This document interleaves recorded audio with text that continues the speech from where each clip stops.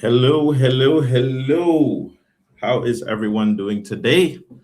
It's nice to see my brothers. I see we're back again for another AMA session. So, how are you doing, Tomaž, Žiga, Branimir? I hope you guys have had a wonderful, wonderful time. So yes, it's been good. We're feeling good, energized.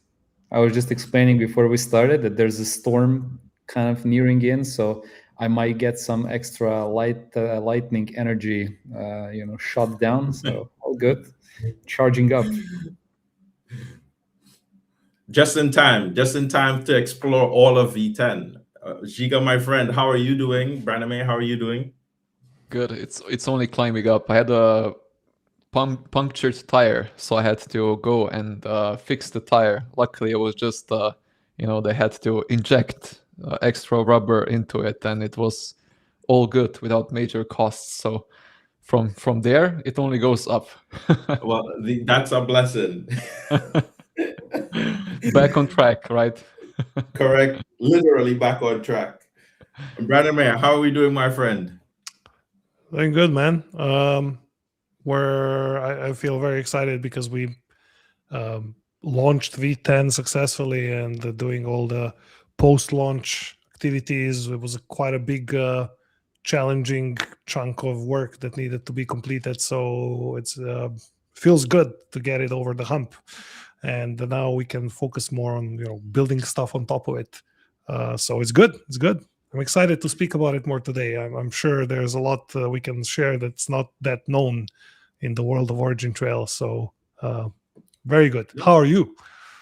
Well, I am always great. If anybody knows me, the energy is always there. And family life is probably one of the most rewarding things I've ever experienced. So I'm glad to be doing that alongside pioneering or exploring the future of knowledge graphs itself with you folks. So very exciting. I actually looked at a couple of the releases, some exciting things released by Žiga as well.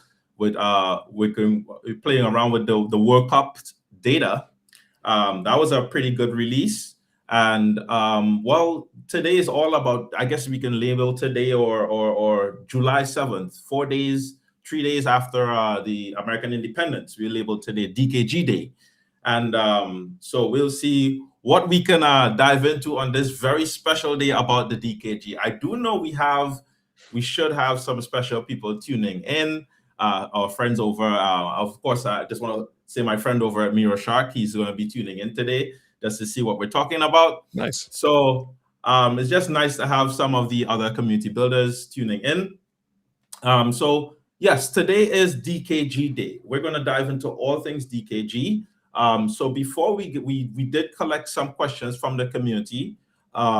We will get into those. But before we dive into those, I did not know if there's anything anyone wanted to say, because I can pretty much start firing off those questions at any point in time. But is there anything, opening remarks about DKG-v10 that you wanted to maybe talk about or get out there before we start answering questions?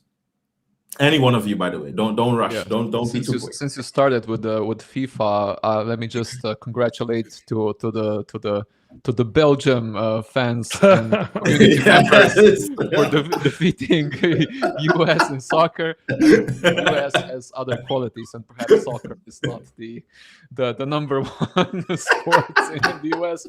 But still, to some of the community members in Belgium, congratulations for defeating such a superpower. I think this time even Mr. President cannot take the winning away from.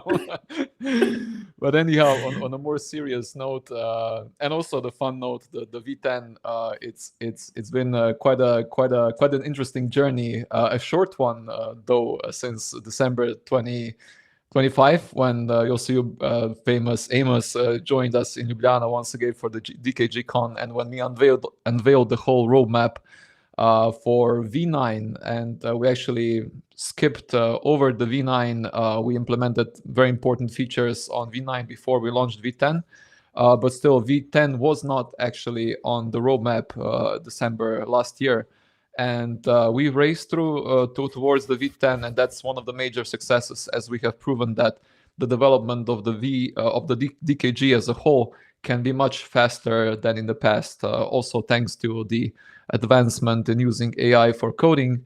So deployments are easy, as well as implementations are now becoming much faster. I can, I'm a living witness of being able to use the DKG without coding skills. And you, Amos, have been tutoring many successful builders in the OriginTrail ecosystem that have, in record time as well, deployed very interesting solutions. Also, many of them without prior,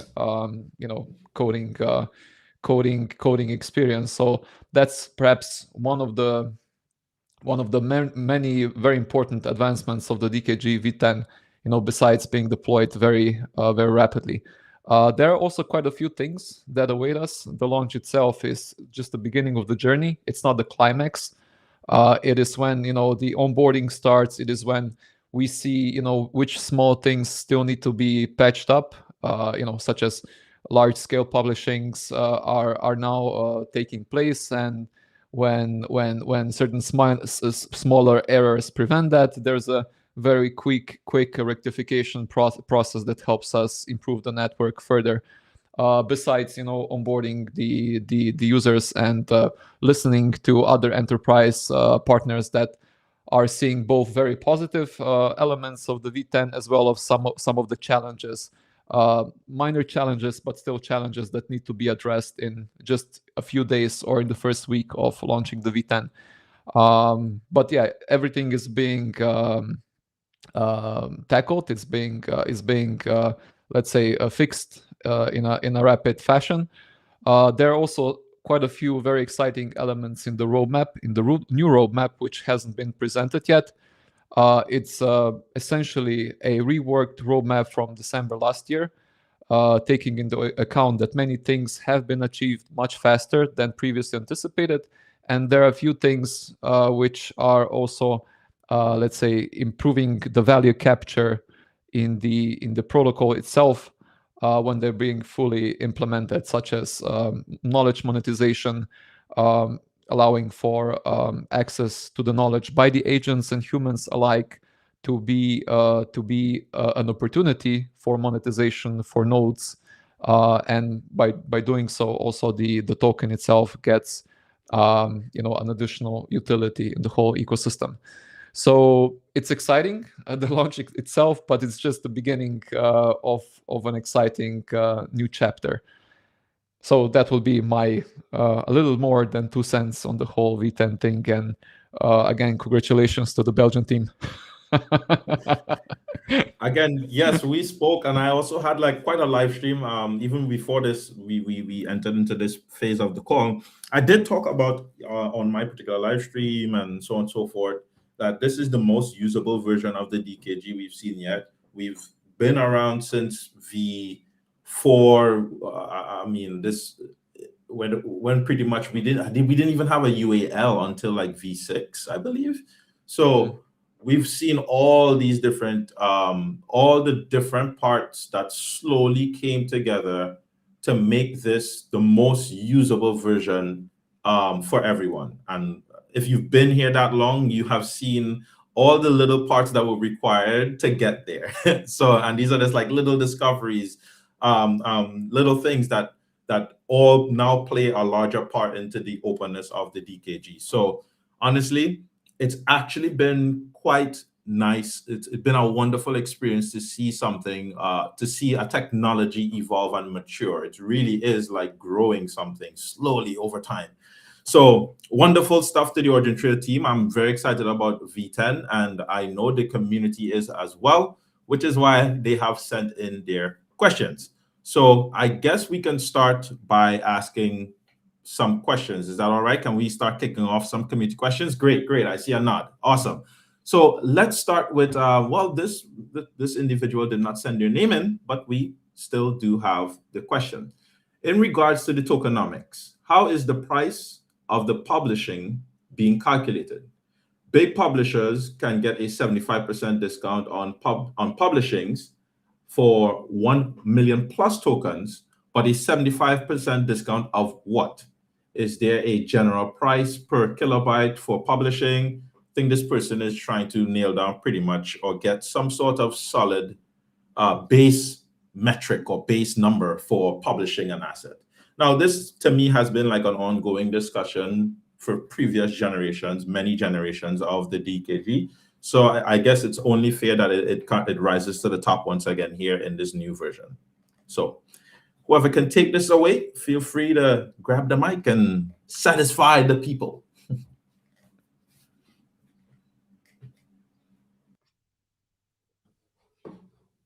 I guess so we maybe I can go. The question, if I recap correctly, was what is the discount for? Like what is it discounted on based on, right?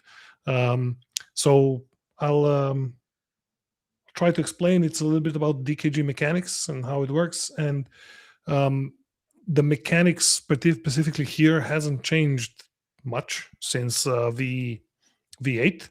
So there's but it requires us to start from the beginning. So currently in the DKG, if you're looking to insert any knowledge, you are effectively doing one of two things. Either you're creating a new knowledge base, which in V10 is called a context graph. And this context graph is essentially, we used to be basically a pairnet. Pairnets are superseded by context graphs. It's your kind of like a folder for your knowledge. And then this folder has subfolders, which are working memory, shared working memory, and verifiable memory. And then you can basically move your knowledge through these folders. Knowledge comes in the form of knowledge assets, and knowledge assets are kind of like your files. They get extracted mostly from files. So you can think of, one file, one knowledge asset is totally legit analogy. And then obviously, if you're going to put something into the realm of the internet, it incurs some cost. You cannot just, when you post on Twitter, it costs Twitter's servers and, the electricity and whatever they are doing in the back end. It incurs some cost, and that cost needs to be covered. In Twitter's case, it's covered by Twitter, but ultimately it's also covered by you through your attention. So you're paying by looking at ads and sponsored content and whatnot. But from an infrastructural perspective, if you look at the DKG, essentially, if you're inserting something into a context graph that is shared, and by definition, the context graphs on DKG are all shared context graphs, then that requires you to expand some resources of the network, which are resources of the nodes. And in that case, it requires some form of payment, which is paid then in TRAC. So TRAC tokens are the fuel of the DKG. And not necessarily just the fuel for inserting or publishing information, as we call it. It is something that we'll probably touch upon later in this AMA. But the point being here is that there is a certain cost incurred. So the question is, how does this cost get determined? And like I said, in V8 and in V10, the cost is determined by several factors. What does it cost? Well, it costs to maintain this knowledge and make it available for querying. So each write or publishing into the DKG costs something, and it's measured in how much you write, which is measured in kilobytes, just like any other file, and how long it should stay there. So think of it as kind of renting capacity on the DKG. So capacity in terms of space is measured in kilobytes, in terms of time is measured in epochs. Epochs are 30 days. So it's just a kind of a metric of time that was needed for the DKG to have this system implemented in the proper way. So when you're paying on the DKG, you're paying in chunks measured in kilobyte epochs. So if I publish 1 kilobyte for 10 epochs, that's 10 kilobyte epochs. And that amount of that unit is basically covered in TRAC. So how is the price of that unit determined? Well, it's voted in by nodes. So basically the core nodes who are responsible for holding this information that you publish into the public network, they get to vote.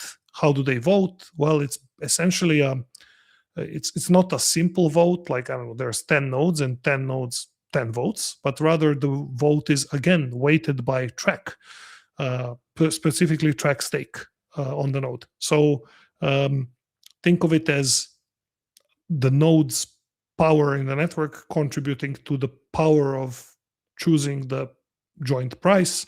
It's a little bit more complicated than that because there's a certain mechanism of removing outliers. If somebody wants to, let's say, amp up the price like crazy, one node goes rogue and puts the price, I don't know, 50,000 times higher than anybody else. That is actually going to get excluded from the equation that produces the price. Same goes for the other direction. If somebody sets the price to 0, that's not going to contribute to the computation of the general, the unified network price. And that was the case in V8. That's the case in V10. Ultimately, what that means is there's a certain price that is set on the network at any moment in time, and nodes are able to change their preference, what they believe the price should be, and based on that, the price moves. So it's kind of like a voting mechanism, and they vote with their power. So the 75% is a discount on that, or any other discount percent that comes from the conviction that somebody is ready to put up onto the network. Why would somebody do it? Well, if you're looking to use the network for a lot, you can take an analogy from, I think AI is a good analogy, or cloud. You can get, let's say, a commitment. You're buying a subscription for Claude and you're paying $200 a month. But because of that, your $200 get you more tokens than if you were to just use pay-as-you-go API. So the DKG has the same type of approach. You can do the pay-as-you-go, and that's going to basically cost as much as it costs in that moment, based on that network price that I mentioned. Or you can pre-commit a certain amount for a year, so a year in advance, and based on that amount, you will have a discount on that price. So that means if I have a 20% discount, that means if I spend 10 kilobyte epochs, I'm going to effectively pay for 20% less, which is like 8. But yet again, I have committed a larger sum of TRAC, and that commitment is done. Like I'm not, I cannot pull it back. Like I don't have a choice because it's built that way. Basically, it's locked into the system. So long story short, I hope this is not too long of an answer, but I hope it also helps with others because it introduces and kind of runs up the way the DKG works. The point here is that you get a discount on the usual pay-as-you-go type of mechanics if you pre-commit, which is completely analogous to the rest of a lot of the world we're seeing online, including cloud like AWS and Claude and OpenAI and so forth. If I may add one thing which is not talked about, but also we don't talk about it a lot, is a publisher conviction account, PCA. Why is this term important? It's important because the publishers that are willing to commit larger amounts of TRAC beforehand for the entire year, they're doing that not only to publish themselves, but also then to retail that capacity to publish at a discounted price to other publishers that come in later, and then they become, the agent for the adoption of the DKG, as they're able to offer publishing capacity for a more favorable price, of course, with some bonus because they want to make a profit. And the PCA account, much like the staking conviction system or an account, is also represented by an NFT. So it's also transferable, and you can, as a publisher or as a holder of the PCA, you can then share basically access to that PCA, and that then PCA can become, each PCA can become a driver for the adoption of the DKG. So think about it as, PCAs, they're wholesaling, and then you can have additional users, enterprises joining in with their edge node. They can get allow listed, and they can start publishing via the same core nodes that are operating publisher conviction accounts. So it's a pretty neat way of expanding the ecosystem of, let's say, agents or the agency for the adoption of the DKG, not necessarily just as a one account that hosts, I don't know, 1 million TRAC to be expensed by one single company. It's more like one account holder that is going to distribute the capacity to publish to handful or even more enterprises further. Understood. So I think this is obviously something that I think, again, we'll continue to have discussions about as the network itself. These things did not exist in earlier versions, so it's okay that people have these questions to ask and understand now. And I think that obviously, if we all continue to participate, newer ideas and newer versions of these things newer economic models will continue to pop up around the DKG. So overall, it is just fundamentally a good thing to see progress in this direction. So yeah, I mean, I don't think there's any reason to even slow down. I think we can probably just dive right into the next question, as it is also kind of related to the tokenomics. So it says, can the team provide any outlook on TRAC spend and stake levels over the next 6 to 12 months, and then longer term over the next 3 to 5 years? Is V10 capable of making the tokenomics work for TRAC holders? And if so, when does the team expect TRAC spend to reach critical mass to support upward TRAC price movement? Yes, it's a combination of a magic wand and then unique alpha inside, and an ability to control macro. And all jokes aside, I think what the DKG, so maybe using the conviction mechanism as a segue. So what we provided are very, let's say, fruitful circumstances for also positive evolution of the TRAC utilization to unfold. One being the publisher conviction account that we mentioned. And right now, I think there is 15 million of TRAC that is pre-committed for the entire year. So we did not see that before, such pre-commitments for the usage of the network. So we can objectively talk about a mass of TRAC being devoted for the growth, for the utilization of the network, initially for publishing purposes. And then as the network gets additional upgrades that we can touch a little bit later, perhaps we can look into the roadmap that was unveiled in December, and we can look into which bits and pieces are still outstanding. But these already implemented features along with new features, they can give you a little bit of an understanding from the objective point of view as to what that means for the utilization of TRAC, from the publisher point of view, or from the the enterprise point of view, from the user point of view, those who are using the DKG to advance the context, the ownership of the context, the verifiability of the context, and so on. And then on the other side, there is also an important element of the staker conviction mechanism that is also objectively it contributes to the let's say the attractiveness or the propensity to invest TRAC or to keep TRAC locked for a longer period of time, up to I believe 12x. You can set up your conviction level to amplify your capability to earn more from the rewards as you stake the token. So all of these new things are kind of the objective driver for the usage of the DKG and also of the token. And then there are also, there's a plethora of other factors. Maybe one of them, which was also mentioned before, is the ease of use, really. I mean, we're seeing people that have no coding experience already using the DKG, which is something that we did not witness just a few months ago. There are consortia established, new consortia established based on the very backbone of the DKG-v10, which is much more geared towards allowing initial small bubbles of companies or users to form shared context graphs, and then where they're ready, they advance those shared context graph to verifiable memory for various use cases. From life sciences and healthcare, we're seeing very positive developments there, new developments.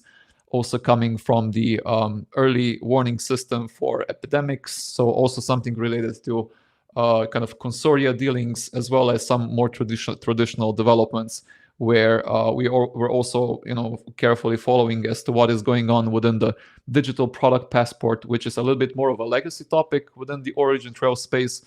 But now that there's a DKG-v10, which can also uphold some regulatory developments, such as also the digital product passport coming into effect in some of the sectors.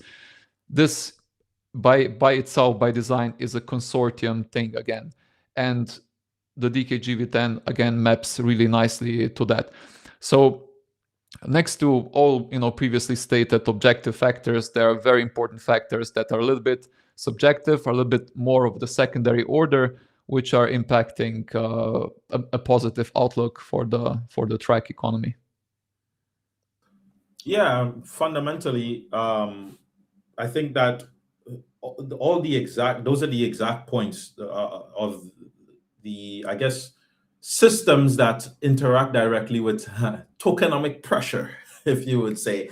I mean, you're talking about ease of use, access to the system, and lowering costs, and also you're also putting these incentives for discounts for organizations to use the protocol, use the technology, right? So when you combine all of these different flavors, you end up with something that is quite, I guess, desirable to folks. So the end goal of that is the utilization of the ecosystem, and the utilization of the ecosystem, it means a win for everyone in all directions.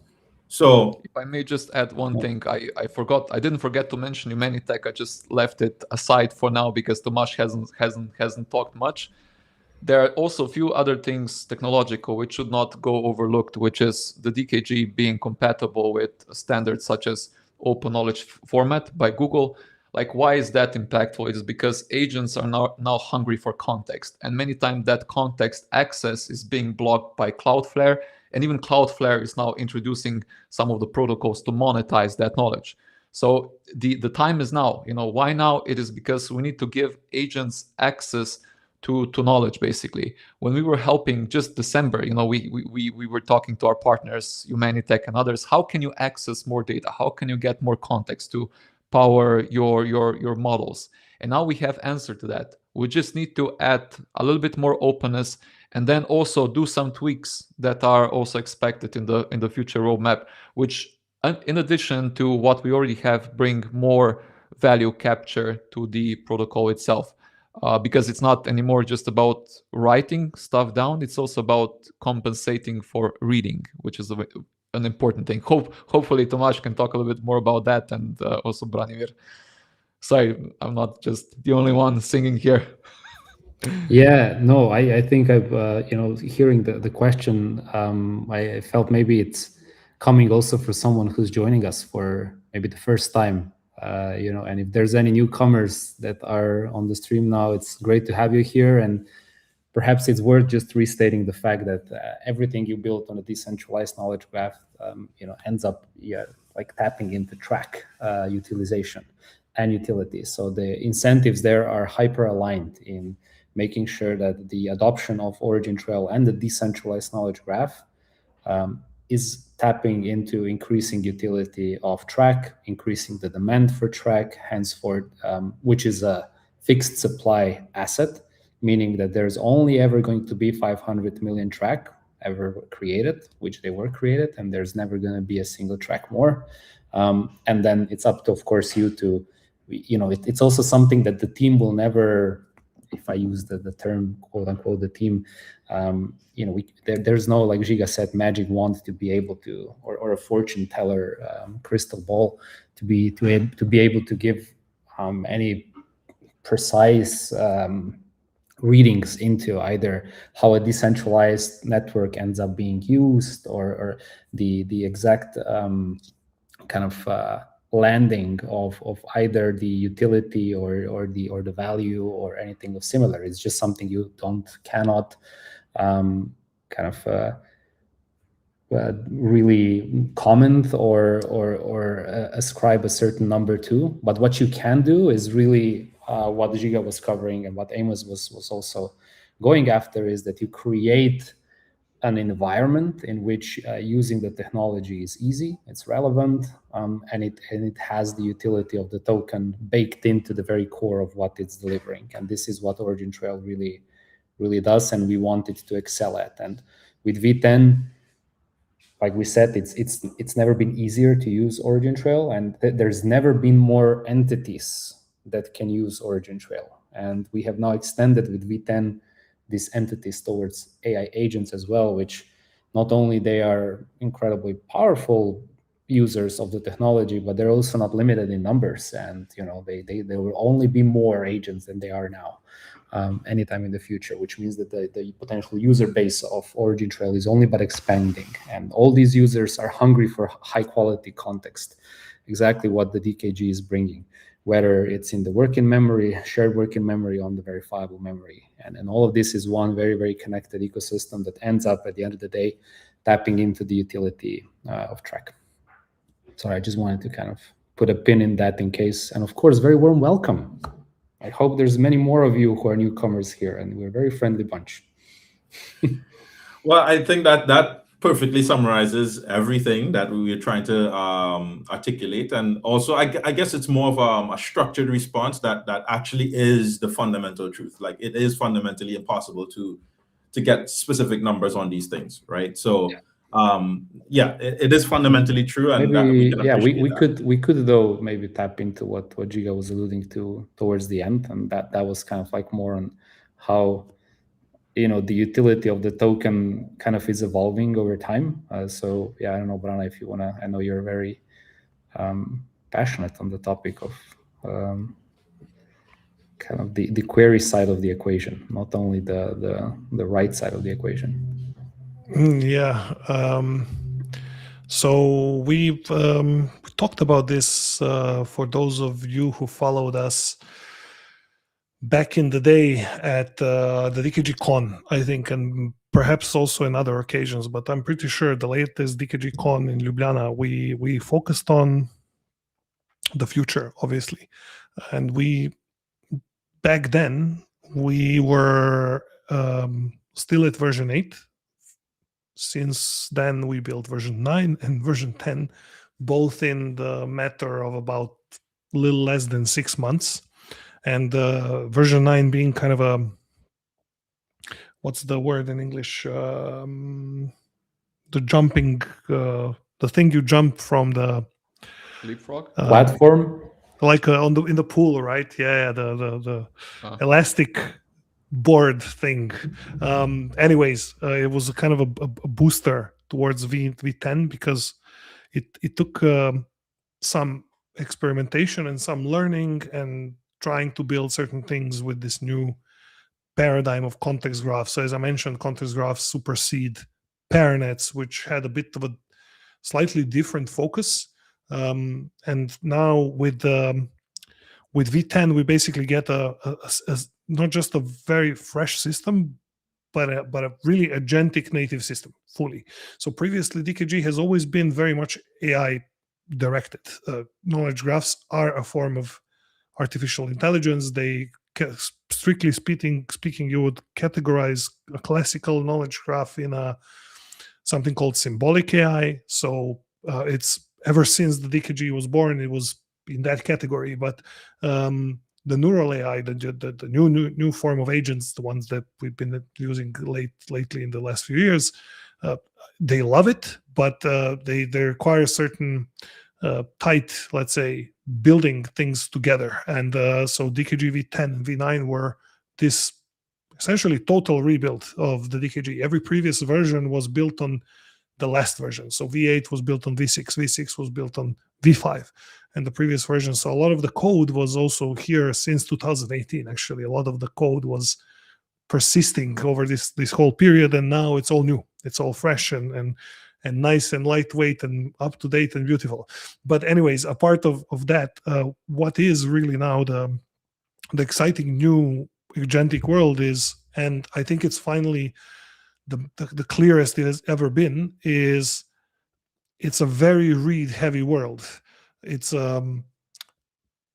basically thing that you can see happening with any other AI today. So if you're using ChatGPT, Claude, whatever, you are querying it most of the time, right?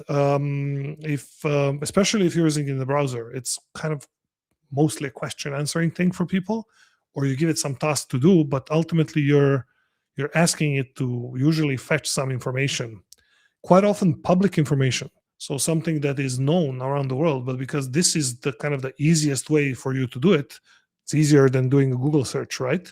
It's becoming the dominant paradigm. And I'm preaching to the choir here, I'm sure. So where does this connect? Well, basically it connects to the point where if you take an analogy that like an LLM, like Grok or whatever, ChatGPT takes a certain amount of time to train. So they spend hours, days with a lot of hardware to train the model, and then they basically kind of lock it in. From that moment on, the model is being used by querying it all the time. And this querying, as you already know, is also very costly. So like we have to pay, there's certain free level of usage that they give us, right? The big companies, but ultimately it costs something. If you're running a local model, it costs memory and compute and like power from your computer. So what I'm trying to say is that actually most of the world today, 2026, what we're doing with AI is very query heavy. And that was a prediction we gave for the DKG as well. So in the beginning of December at DKG Con, we have said that basically we're shifting from a phase where DKG is dominated by populating it to getting less dominated by writing and publishing in usage, but more dominated by querying. So that means that when we have that much knowledge inside, there's only so much knowledge you can add at certain dynamic. And we consider knowledge, by the way, also the agentic experience. So agents experience something there. For example, when you're writing code, they make decisions, they record your decisions, they discuss with you. All of that is some experience. They test the code. And that is actually a great substrate for reinforcement learning, which is something that fits DKG really well. But ultimately, there's less to write than it is to read. So to wrap this long monologue into a conclusion, just as we're seeing Claude and all of the others have kind of a more focus and utility coming from using the actual knowledge either within a model or in our case within a knowledge graph, which is a neurosymbolic system. With that, it is very similar that we can expect this from the DKG. So having that said, the resources, just as we have to account for resources when publishing and calculating the cost per epoch and per kilobyte, as I mentioned at the beginning, that same type of principle needs to exist for querying. So, and querying, I specifically like to use that term because querying can be several different things. If you strictly think in querying terms of a knowledge graph, then if it's something like the DKG, you'll probably think of something like Sparkle Query, which is this standardized W3C interface. If you're thinking more of in terms of a property graph like Neo4j, you're probably going to be thinking about Cipher queries. If you're thinking about vector databases, you're talking about cosine similarity queries. If you're asking a model, you're basically thinking in terms of tokens that you're sending as a query, but ultimately it's all a query. You're requesting some information. So the ambition for the DKG is that these various different types of queries can be executed, combined to get the best possible neurosymbolic result, which means not just the current LLM-like type of statistical production of output, but rather reasoning output on the knowledge graph level, verifiability output on the blockchain level, and combining all these things into essentially verifiable querying. And with that, also many other opportunities such as zero knowledge, for example, which are very exciting. It allows It allows basically for tapping into some data that you're not allowed to see. And I'll just point out one really exciting use case for this. It's not just querying something like ChatGPT or ChatDKG in our world, which is incredibly powerful. But think of using all of this very valuable information that is normally not something you would expose, private information, and doing federated learning on it. Federated learning is something we talked about recently when Oshani visited us in Slovenia. Oshani is a professor of a major US university. Was also working on federated learning and very much into our court, is really a great use case for the DKG, something that cannot really be done in that way with any of these current major AI premier labs. So in conclusion, this is something that we need to bring to the DKG. It offers tremendous potential. And we're going to be working on this in the coming period. So I'm incredibly excited because it brings many new, not just new utility, but new opportunity and new use cases for the DKG. And so you know, I'm really looking forward to seeing how we can, as a community, build in new type of querying mechanisms that are monetizable, but not just monetizable in the sense of, you know, classic knowledge marketplace, which is a great use case, and it's not by any means classic, it's a very futuristic one. But more importantly, like, how do we meter the usage? How can this improve the scale of the DKG as it stands today? And there's a lot of opportunity here to be taken. I think crypto is something that hasn't done this really well. Like crypto, for example, if you look at blockchain like Ethereum or Bitcoin, it only costs you to write. You know, to send a transaction, you need to pay some gas, right? But kind of reading is kind of free, but it's not really free when you think about it. And some of the community members probably know that you've noticed some issues in the last few days around RPCs in the community. RPCs are these servers that let you see into the blockchain, right? And every blockchain ecosystem offers some of these for free, but they're not free. They cost something. So what happens when it's free is even major blockchains like Base and Polkadot, you know, these run out. It happens that we get errors because obviously something that's free is going to be overloaded and or not that well managed. You know, there's very little interest in doing this. Essentially, it's a form of tragedy of the commons, and that's never a good thing.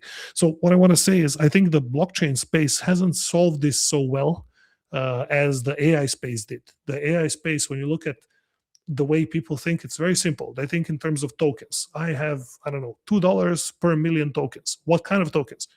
Both read and write tokens. Like, it doesn't matter, like, because they both expend energy, they both require CPU, RAM, GPU, whatever, you know, like electricity. There's no reason to, yes, you can run your RPC and therefore reading from the blockchain is free, but you have to run the RPC. That costs something. So long story short, it's I think it's good that OriginTrail tries to be more like the current AI world and a little bit less like the crypto world, which I think hasn't succeeded in this regard to capture this actually tremendous opportunity. And also crypto, because it's focused on blockchains, OriginTrail is really an outlier. OriginTrail, we always talked about how blockchain is not good enough because it's not designed to be a database. It's a very rudimentary ledger type of database, has no querying capability, it's never been designed for that. Of course, people didn't think about querying that much. You know, it was, you know, kind of like a side thing. It was more about how do we tokenize, how do we solve consensus, how do we, you know, do these, which makes sense. These are all very hard problems to tackle. But on the other hand, OriginTrail is very different. So we're all about querying and structured information and really making knowledge out of data, out of some raw stuff. Blockchain is a little bit more closer to the data. So my point being is that this is where we need to evolve, and this brings tremendous opportunities, and we should be looking into how the AI companies have done it. And we should really meter, read or write, query or insert kind of in a similar way. Now, obviously, that's easy to say, but over the course of the next months, we will be working on this, and this is going to be, I think, very, very important, major improvement and growth opportunity into the DKG. Yeah, fundamentally, I think this is a testament to the great foresight that you guys had as well as relates to establishing these versions, because we've always predicted that AI is coming at some point, or some sort of agentic future is coming. And now it came a lot faster. It literally snuck up on everyone, and it just showed up overnight. And the network was in a position where, of course, because we're dealing with a data structure that is fundamentally inherently important to AI, we were still relevant. But the rails to that data needed to be updated for AI agent itself, right? You needed to better rails to get that data to these systems. So I think that the DKG is obviously well positioned, and I think that it's only, as you said, there's only going to be more agents, and the space itself is learning that tokens, there are more tokens does not necessarily mean better outcomes. So you need better context for better outcomes. So I think that, again, it's just a matter of getting these rails around the DKG and pushing it in the right direction. But it is truly what the next generation of AI is built upon. So again, very exciting. It's very exciting marketing positioning for the DKG. Very excited for anyone building on the DKG. You know that your technology is somewhat future-proof in the sense that, yes, you are going to be building on something that's relevant.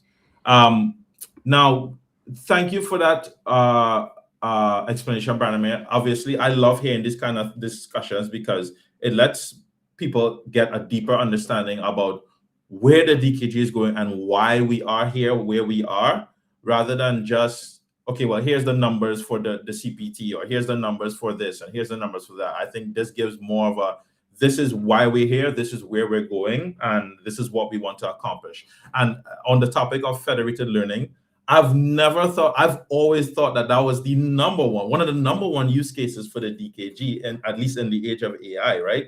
We have a whole bunch of data sources that exist in this DKG in a decentralized manner, owned by all these different people. And it's only right that AI gains access to this somehow, right? So yeah, very well done. And also, I think it's easier for people to quantify, right? Because you can just measure it based on the size of what you're trying to put in, rather than the value of what you're putting in.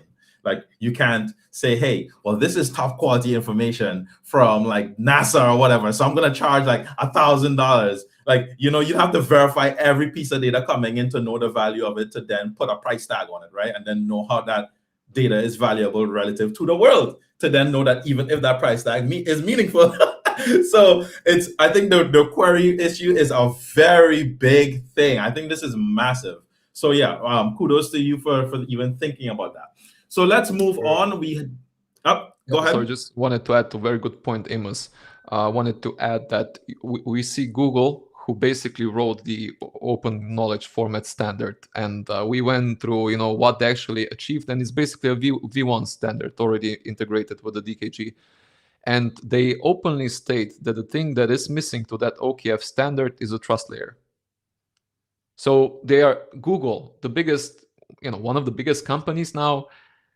They could have built everything, but there is one thing they could not build, which is something that the DKG provides. And like, we need to be, you know, this needs to sink in somehow.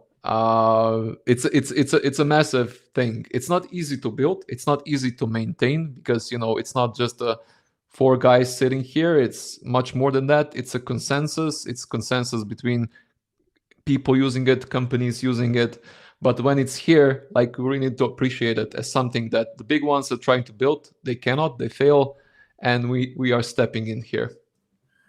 Amen to that. We saw examples of this with TradeLens, when we have independent, large entities. They're not small. They're very large entities trying to build trust-based systems, but they cannot because of their size, and also because of the buy-in that they need. People will be like, well, who really owns this? Where's the data actually going? You know, you're trusting your enemy to keep your data safe, you know, in the business world. So there's only a few people that can actually build something like this, and you have to be as far as OriginTrail is along in the process. So honestly, I think that, again, well positioned, well established technology. So really good stuff.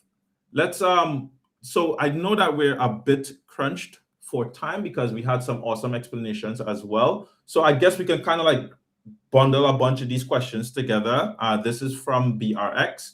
So he's pretty much asking, could you elaborate on the protocol treasury fee, whether it's been implemented for V10? And he's pretty much also asking, is this the same treasury as the CPT treasury pool, or is this a separate treasury for a different purpose? What's the main purpose of this pool? How is it governed? So we could talk about that. And I just want to squeeze in here as well. Now that Neurab activity is on hiatus, do you have plans to integrate the DKG with any other major chain? So I think we could kind of squeeze those two together and knock some of these questions out.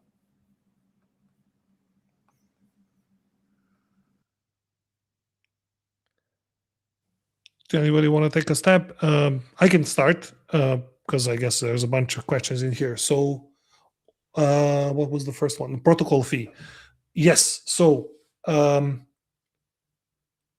it has been introduced as a capability, but the disabled capability at the moment. So it's something that is obviously, it was a change that would be hard to add afterwards. And it's something we've been thinking about for a while. So we decided that it makes sense to integrate it into V10 as a capability, but disable it for now. So, and how would it work? Just so I can explain broadly. Essentially, the idea is that there's a certain protocol fee that is taking a slice of all the expenditures into the protocol towards the treasury. Something that's very similar to what Uniswap, for example, has. Uniswap has a certain percentage. I don't remember what was it like. I think it was 0.3 or something, or 0.03%, something like that. Some time ago, I'm a little bit out of touch. But the point being is that for a very long time they didn't have this fee enabled. It was just there for the point of at some point turning it on. From what I understand, they did. And it's now helping the longevity of the system. So Uniswap gets certain fees from there to continue development, and that's kind of the whole point with this capability. Though it's been introduced as purely code for now, so it's something that obviously we wanted to discuss more and present as an idea in the right moment. And right now, that means that basically the fee is set to 0, so it's 0%. It doesn't take in any of the percentage fees, but it's there so that we can enable it in the future. The reason being that if we didn't provide this capability, then we would have to have a breaking change. So that would require a lot more work and a lot of pain, really, for any of the core node runners or the users or the developers building on the DKG. So it will be, something that needs to be orchestrated across a big group of people, and also like core developers. So it will just create a lot more work, and it was something we realized that it needs to be added before, so that we can save all of our time into the future. And that's I guess the treasury part. And there was a question about. So it was also yeah. what's different between the protocol treasury fee and the CPT. And then the other question was, with Neurab activity being on hiatus, is there going to be another big integration? And that's yeah. So the treasury fee doesn't have strict how would I say it, recipient. It can be directed to an address. Again, part of this whole like finishing this whole effort. What has been done so far is really preparatory stuff, and so it's not a new treasure. It's like an ability to direct that to a certain place, and the other chain question. So additional chains are something we've always been on the lookout for, but it's always a question of what value would a certain chain bring in integrating to the DKG. Like, we're present on plenty of chains already, and it also costs certain energy to integrate a new chain.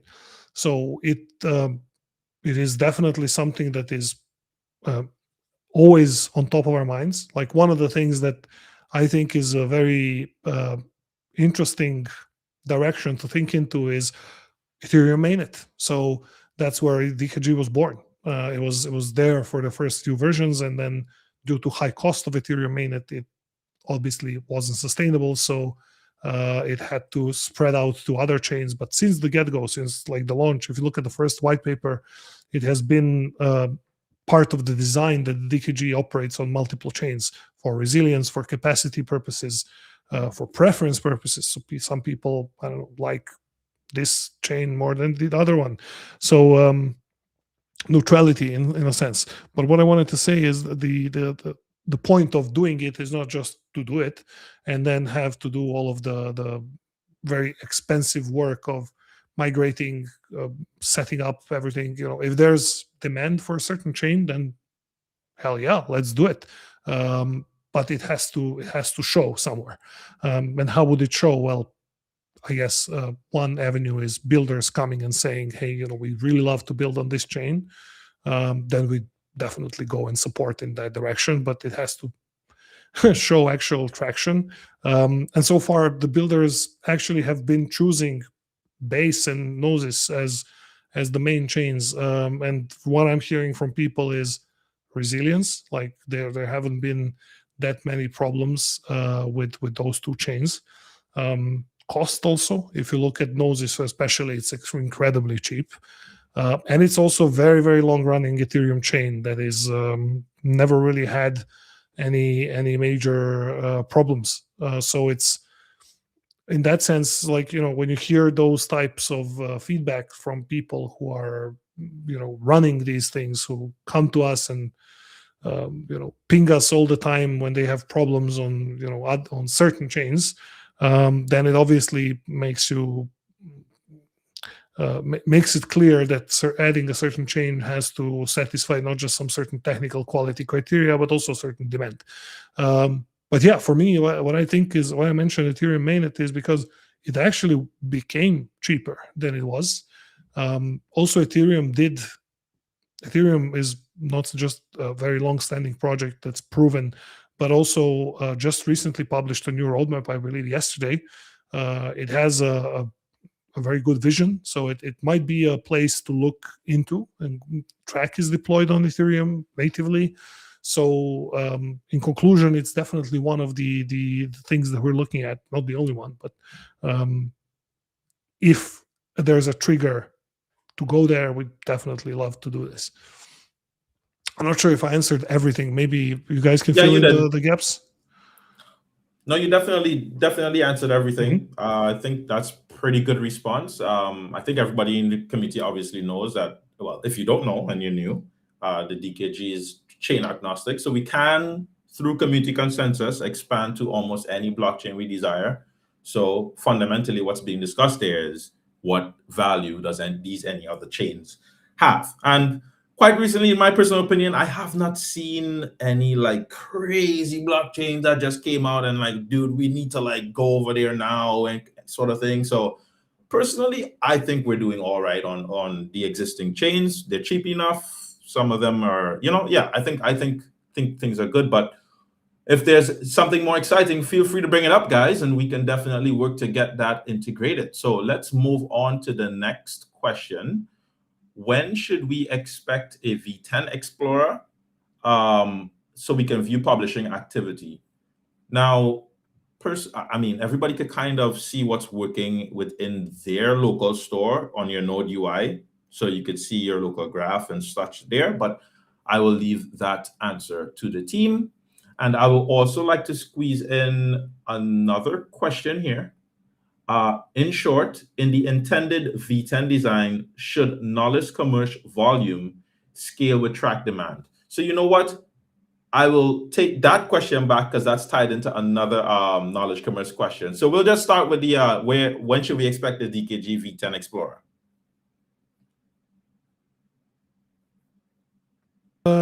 Anybody wants to take that, or should I take it?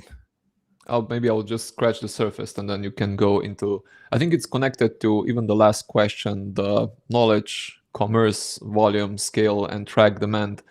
I think now, like, we're trying to put the basis to the DKG V10, which also includes some of the additions to the utility or strengthening the write part of the utility. Branimir talked about the reading part, and then basically getting that closer to the logic of AI systems, which use tokens model for both read and write, or generate and write. And the Explorer, as one such example, but definitely not the only one, is a product that allows users to read, to query, and so on. So when we go about devising a new Explorer, I think we need to take two things into account. We need to enable the monetization part for the reading capacity to be fully installed in the V10. And once that is up, then even if there is a fraction of the price that each user, and that user may not be community member or an average Joe using such an Explorer to access information, it might be an entity that set up such an Explorer to be compensating nodes for their operation of upkeeping the reading capacity. So that's one. Once we have that, and secondly, the Explorer should not be this old Explorer you put in a URL or at best some Sparkle query and that's it. It should really be made for the agentic day and age, meaning the Explorer that, if we now touch and try to imagine how it should look like, it should be much more agentic.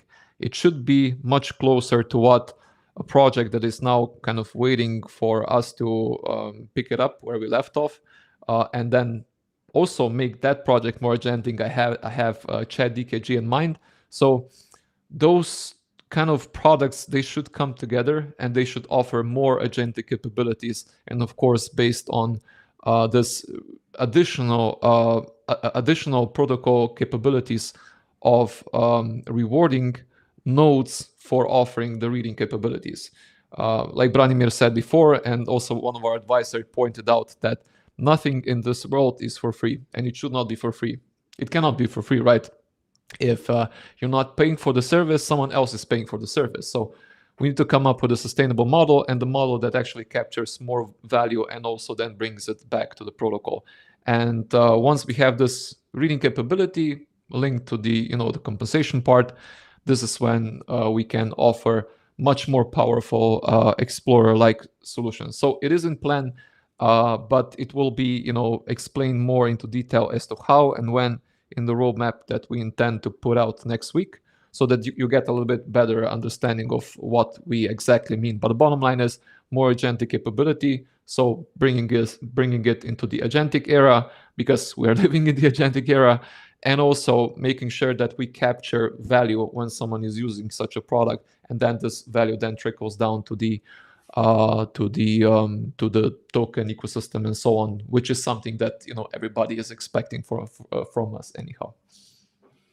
And well, either way, we live in a day and age where AI is doing most of the building. So when the plan does come through, it won't take long for it to be here anyway. So but that's I have to challenge you of that. Just because something is easier to be built, the question of what not to build, of what not to build, becomes harder. Because I wake up every single day with a new idea. So the effort is real to think about what not to build. Fair enough, actually. This is actually true. It's like master of jack of all trades, master of none kind of situation, kind of thing. But no, honestly, obviously, I think people are obviously excited about the V10 Explorer because each Explorer, you guys always blow our minds away. Like, for example, out of nowhere, the last Explorer was a 3D Explorer where you could dive into these assets and do all these cool things. So, I mean, I think people are just excited about that. But, of course, do what needs to be done. Take your time to get the core primitives of the network flowing the best way possible. So, maybe I can add a sentence or two. I like to talk, so that's why we're here. Yeah, it's when you think about Explorer today, and when the first Explorer came out, the first Explorer was, again, very much inspired by blockchain explorers. So, you're thinking of, okay, I can see what's happening on chain, transactions, blocks, accounts, the stuff. And what's weird is blockchain explorers haven't changed much in the last 10 years, which is, I think, not a great testament to the development of the industry. But anyways, that's an opinion. What I want to say is our first version of the Explorer on DKG was kind of like that. You're like exploring activity on the network, and it's nothing against that, but the DKG, again, is much more than just like, which transactions went on at what time and who signed it. It's about the knowledge. This is just like the piping under the hood. This is the electricity stuff. But what's interesting is, computers and AI that run on this electricity. So the DKG Explorer should be more like that. So think of agents exploring the Explorer, agents coming and trying to discover something on the DKG. Like today's agent is going to, if you ask it about something, it's probably going to look up its own memory, or it's going to go to Google. Like if you're asking about Belgium-USA football match result, it's not been trained on it, so it's going to go on Google and to find, what is it, 4-1 or something. It fetches it from like some website at the moment. Obviously, the value we see in DKG is data and information, knowledge being verifiable, connected. So therefore, much more powerful than what you can just find on a classic Web 1.2 website. So think of Explorer being the main user of the Explorer being an agent. It's not just us coming to see like, oh, how many transactions happened today. Not saying that shouldn't be there, but I'm thinking more in terms of how many queries happened today. What are people asking about, or agents? That sort of more like Google Analytics or more of Google Trends even type of things.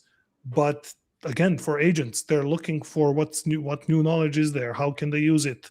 What is the right interface? Should they use MCP because MCP should be part of the Explorer? Should they use a Sparkle interface, or should they do a neurosymbolic traversal query on the graph that discovers potential knowledge assets that then they do some classifier on?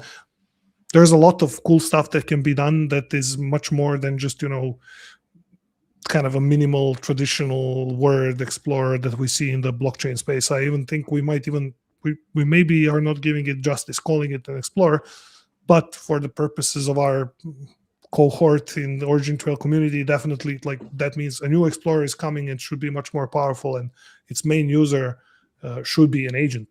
So you're and probably going to use adjacent to that, and that's also something that we are not iterating enough publicly, are the context oracles. So many systems today, they need oracles, but today's oracles are very much primitive. They give you a stream of data and that's it.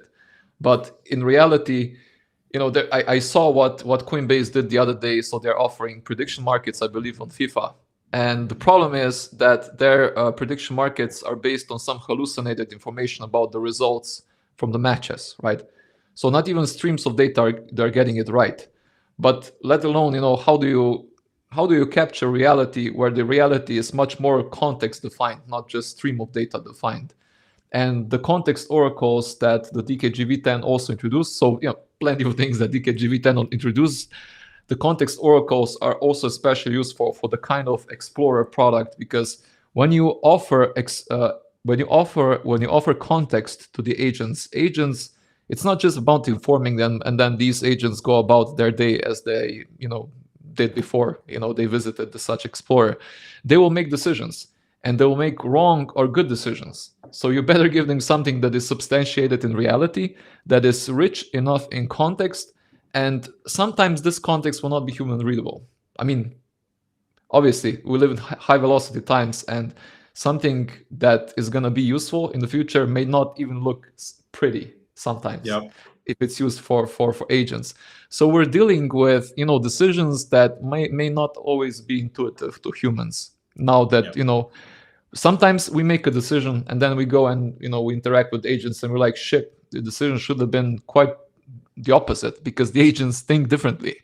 Yeah. So we need to capture that as well. We need to get context oracle to its full fruition. And obviously context oracle are based on context, so plenty of context is still to be created. And what context gets created still has to be impacted. The question has to be impacted. The answer to the question has to be impacted by the agents themselves. Interesting. Fundamentally, we always say context, as they say, context is king, and we're really moving in that direction. Like I don't know how else to say. I mean, we could have a 4-hour, 5-hour, 10-hour call. That's fundamentally it. Context is king, and that's the direction we're moving in. And the DKG is all about context. So when I think about the Explorer situation as well, I understand what Branimir is saying.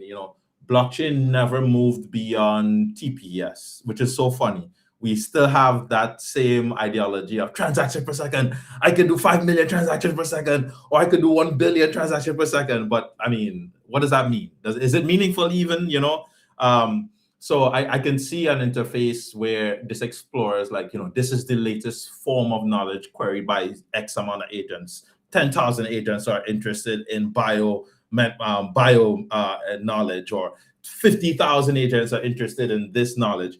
So it raises the interesting question of also as well, can knowledge assets like maintain their own status, their own analytics? Can knowledge assets maintain how many times they've been read themselves or seen themselves?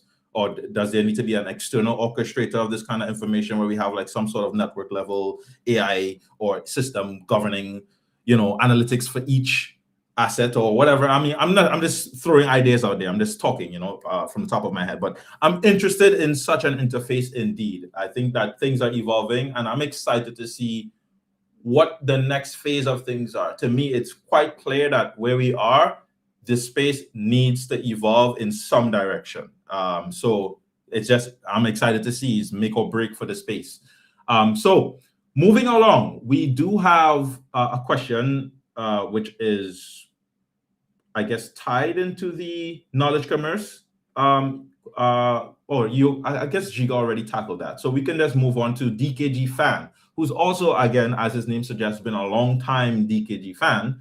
He says, what can't Walrus or a permissioned graph do that structurally requires your token, as in TRAC, the TRAC token? Now, I'm not entirely caught up on Walrus, but I'm assuming they mean some centralized version of the DKG. What can that do relative to that does not require the OriginTrail token? Now, I know that we have a decentralized network. I'm not familiar with exact background behind the Walrus, but I'm doing research on the solutions that exist for memory, for this and that.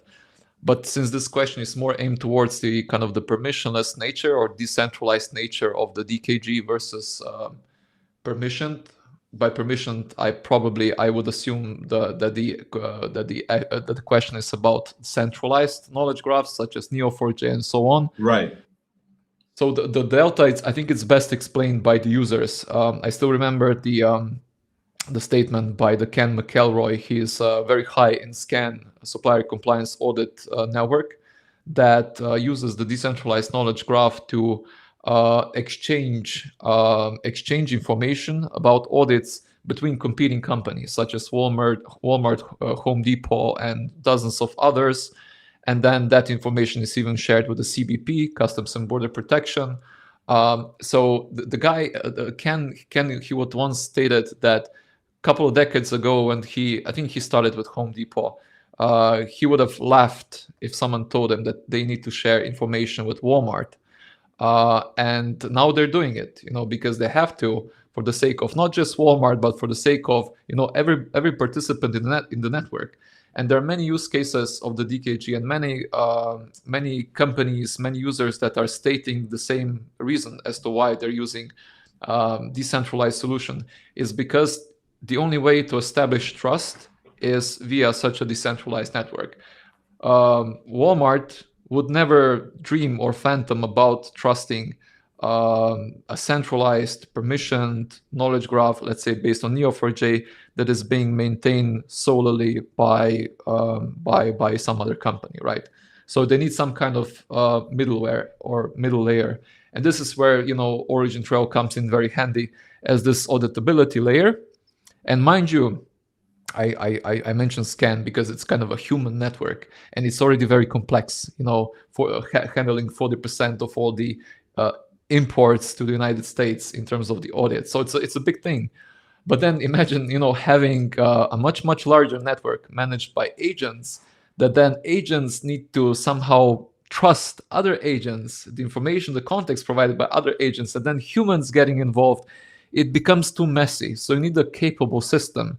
But still, you need a system that is decentralized, that you can audit, that you can, traverse the graph, but then be rest assured that you can audit every decision, audit every source. So that's why we say trust the source, audit every source of the, where the information came from, and then make a decision as a human or as an agent. So there is, I think the proof is in the pudding. You need to listen to the users. You need to hear what users are saying. And I think the best way of explaining why the D in KG is important is really to hear it from the horse's mouth themselves. Why specifically are they using the DKG in their own respective industry? And there is plenty of such testimonials to substantiate that. Yeah, to me, it comes across also feels a bit like a introductory question to why is OriginTrail even exist? Why does it even exist? It's a very good question, because when I'm discovering what users are saying, I get always reinvigorated into this passion of how and where to offer the DKG in adjacent industry sectors. And we're getting a lot of support and a lot of token of trust from governments that are letting us manage their sports sectors. There's also a multinational project coming in for handling epidemics based on the DKG. So it's very encouraging to hear that this gospel of trust and this gospel of how to actually enable trust via technological means, it's very encouraging. And I always like to use what some of the users are saying when I get a question like this. And you mentioned Google dropped it in their, the knowledge format that they've done. They highlighted trust as the thing to watch, right? And trust is where the decentralization comes from. It's literally the goal of this era. Is how do you, if context is king, but the context gets all muddy and you're not sure your king is hallucinating. It's not good to have a hallucinatory king. So you want to have something that's that you can trust and that you can follow that guidance comfortably. So as an example, on Umanitek is this week launching and something that I think taps into that trust and that decentralization very neatly, with the bid to create a collective immune system for AI agents. So your agents now, if you're a personal agent user, they'll go and you'll give them access to the folders, you'll give them access to run commands, you'll give them access to use tools, to download libraries, to leverage skills, write skills themselves, and then just use a lot of things. And you have to if you really want to have them useful. But the problem starts to be is then if you want to have more and more use of it, you have to kind of give more and more agency to it. How do you keep track of what's really happening? And how do you keep track what is happening is really in line with that they're not doing something that's rogue or just stumbling upon malicious skill, malicious library, prompt injection on a website that they've stumbled onto or something similar.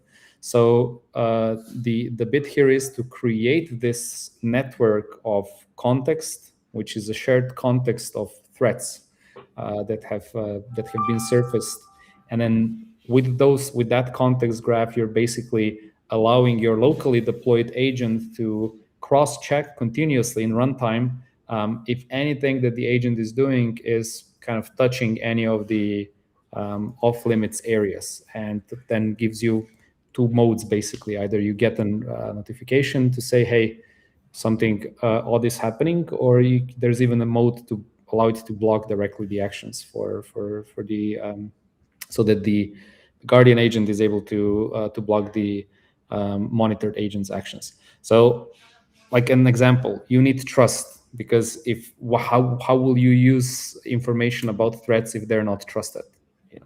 Then you can get manipulated by the same token back. You need decentralization, because if you want to have a collective immune system where threats are coming from multiple sites and sightings and inputs, you need a way of how everyone can be participating in the same system. And you need to allow people to have their own local knowledge as well. So like that type of a deep-in approach is a must of co-locating the context with the agents where they actually can do their job. So it's just one example of how the DKG can really lean into the strengths of how do you discover things, so discoverability, and in like a decentralized discoverability across multiple different sources, multiple different participants, having trust of knowing and deciding who you actually believe and which identities you allow to be relevant for the inputs that you're allowing your agent to act on. And then the third stage is yet to come, is the monetization, which is the thing that Branimir also spoke about before at length, and is also something that kind of ties the loop to the very end. So I think like those three things are major in the agent space and applicable to literally any use case. This is just one example of such implementation that, by the way, dropping this week. So anyone that's still an hour and 22 minutes into it with us, and you've deserved this alpha, so you can get your fingers ready, subscribe to the GitHub repo, get ready to print those stars like crazy and download the whole thing and run it wherever you have your agents running, whether that's on a Mac Mini or on a VM. And get involved in that use case as well. You'll be able to contribute, you'll be able to report sightings and all the good stuff. So yeah. Bottom line is going to be the first agent that natively comes with the DKG. So that is also very true. One command, and here you go. It's not just the DKG's agent fully equipped with the DKG. Yeah. Interesting. So that's I now think you is have also to launch a node, and then launch agents, or launch DKG with an agent. But this time around, you launch the agent, and it comes with a DKG, fully equipped. Interesting. Fully equipped. It joins the context graph, syncs it up, starts running. Basically, auto recognizes other agents. Yeah. It learns, and it basically enshrines all the learnings, all the skills on the DKG, and then basically you can copy an already existing knowledge so agent on the DKG with existing skills that Tomaž has, let's say, put together and made much more resilient in this day and age, and you can run it again with the same skills enshrined in their own DKGs.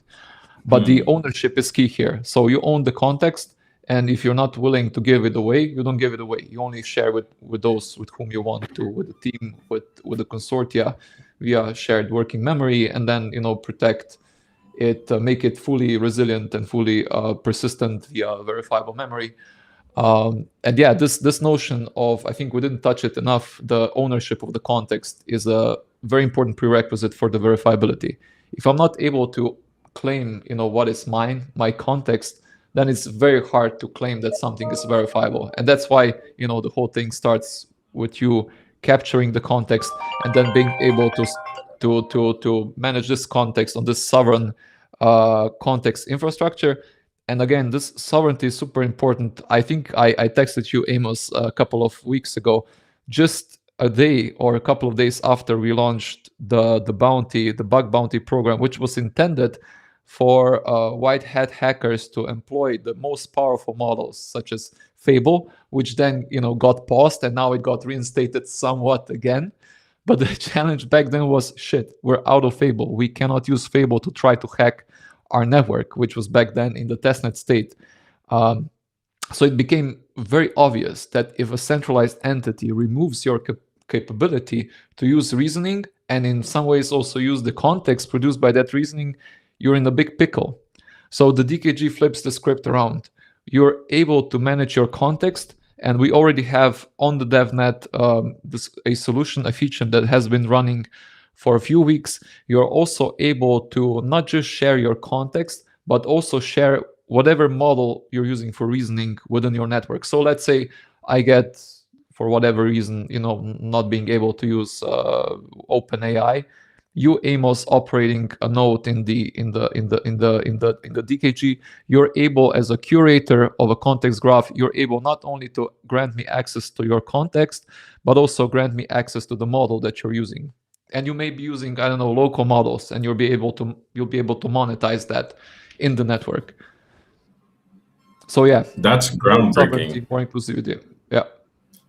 Yeah, that's tackling a very key point that I was actually I have a video I'm literally dropping on my YouTube channel about this topic.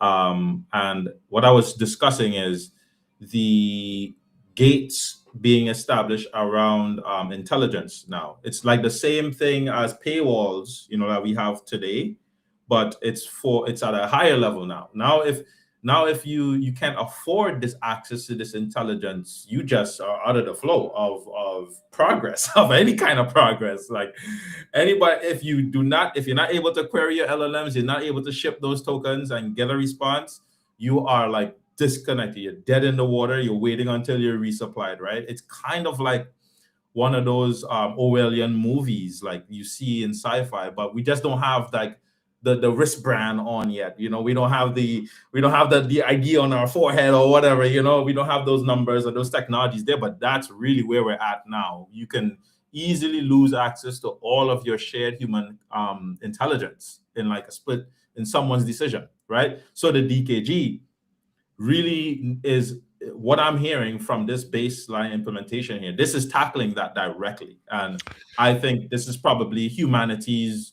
You're protecting, you're fighting for the little man, and also making the bigger man strong and accurate as well. So not sure if we mentioned this, but it's one of the coming features in V10 is the ability to share a model in your context graph.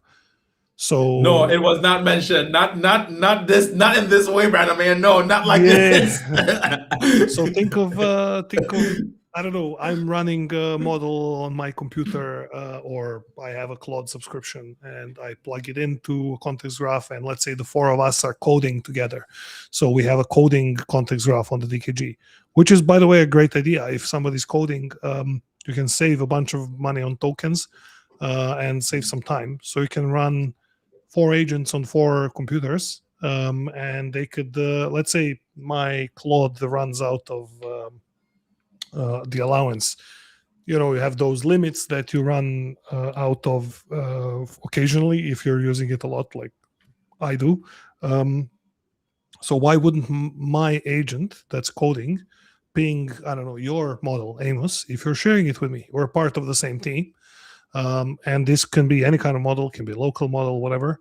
So this is coming as a built-in feature, because when you think about the DKG, maybe we tend to materialize the detailed sparkle-oriented UAL knowledge graph, but a knowledge graph is much more than just the triples inside of it. It's also the services attached. So the LLM is a service that is part of the DKG. It's not like something just randomly on the side that you are maybe going to plug in. You're definitely going to plug it in. Like you said, if you're not using LLMs today, it's kind of like you're not using the internet. You're like behind for sure in many ways. So what I want to say is when you think about the DKG, we should think about the graph, the LLM, different forms of graphs and different databases under the hood, which we already have been running for a long time. So DKG is more than just a graph database. There's actually a relational database under the hood also to make it work, vector database and so on. But long story short, it doesn't have to be my database that I always need to plug into. It can be yours. And if we're sharing, if we're doing something together using a shared context graph, a project, we can share models too. And that's a feature that's coming hopefully relatively soon. We're still in the phase of getting the network into the, like, how would I say it? Like a comfortable experience for builders. Just moments ago, we released version 10.03. So that's live on NPM. We haven't even announced it on on the Twitter developers channel, but we will. But just for those of you who are following, the new release has just been released 30 minutes ago. And these couple of first releases, always after the first release of the network, are usually, we find bugs that developers or builders report and we fix them. So once we're exiting this phase, and I think 10.03 is probably the last of these that are tackling one of the bigger challenges that people have had, we're going to move into a more feature-oriented roadmap. One of these features is sharing models. So maybe, just maybe, we also get to circumvent some of the blockers. I also hear that it sounds like China is going to be, it's a rumor I saw on Twitter somewhere, but they also might be restricting access to some of their models. So if this stuff starts going around the world, it's useful to have the ability to share and to see how we can manage that. Interesting. Never thought China would be restricting their models, though. I feel like they've just been like making everything open. Like they've just been taking everything. Depends on how you look at it. They also built the Chinese internet firewall. So, well, I mean, yes, fair enough. So they have a history of closing stuff. Like, I meant more in the LLM space. They've been very open in the LLM space. But no, fundamentally, this is actually like, I think this is articulating something that touches humanity very deeply. And I don't think people will understand the impact of this until LLMs are even more ingrained. And then they understand how vital this is, because I view LLMs and tokens now something similar to like a human right. Like it's going to hit the point where this is like a human needs this to like progress in society. Like, I need my tokens, man. I need my 10,000 tokens. Give me my tokens. I think this is it's going to hit the point where tokens are something close to like a human right, a human resource that must be given. So it aligns directly with the vision of the DKG. It's perfect that the DKG will be there as some sort of safety net for humanity in the future to protect these sorts of I think things. It's about times governments start to make stockpiles of TRAC for their citizens. Yeah. So that people will have free and fair access to context and to models. So if there's any government officials listening in, there's a fair amount of marketplaces offering TRAC for you to be able to secure your citizens going in the future. Awesome stuff. So I think we have been on this call for quite some time. I mean, I don't know if anybody else is planning to sleep over, but if you are, we'll probably have to get another AMA session for you. But I don't know if we did have one or two questions, but we actually kind of tackled those questions as well. So I don't know if there's anything else we wanted to like leave a closing remark. I know there was a question around OT Hub. Will OT Hub IO be supported so that we have it for V10? I think, isn't that up to, I'm not sure about how OT Hub is structured. I think maybe this is a good opportunity to talk about, the bounty programs that are yet to be deployed.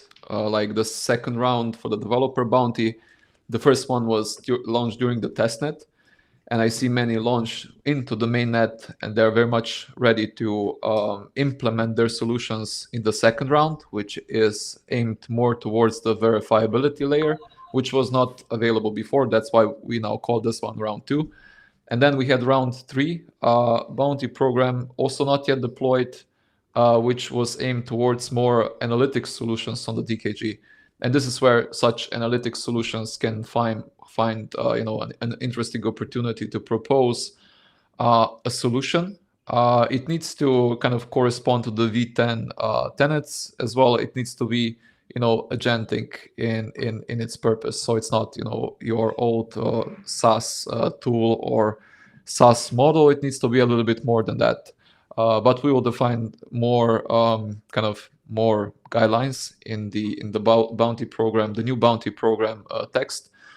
And also next week somewhere we will also release the new roadmap, which also details a little bit more things that we talked about today, about reading capabilities being enshrined in the protocol, and some other things that we also scratch the surface about. So I think this is a good takeaway from here, and maybe the roadmap can then be a good segue into the next podcast, the next AMA that we can have, digging deeper into all the new roadmap topics that are definitely going to be exciting. Indeed. So for those of you that are builders and you're looking to contribute, I know that Miroshak joined us today. There is round 2 of the bounty coming up, so be prepared for that.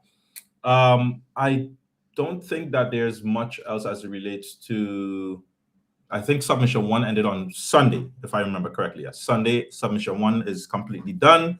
So round 2 should be announced shortly. So yeah, get your hammers ready. Even if you're not a developer for X amount of years, AI has the knowledge. You pretty much just need guidance and for your infrastructure.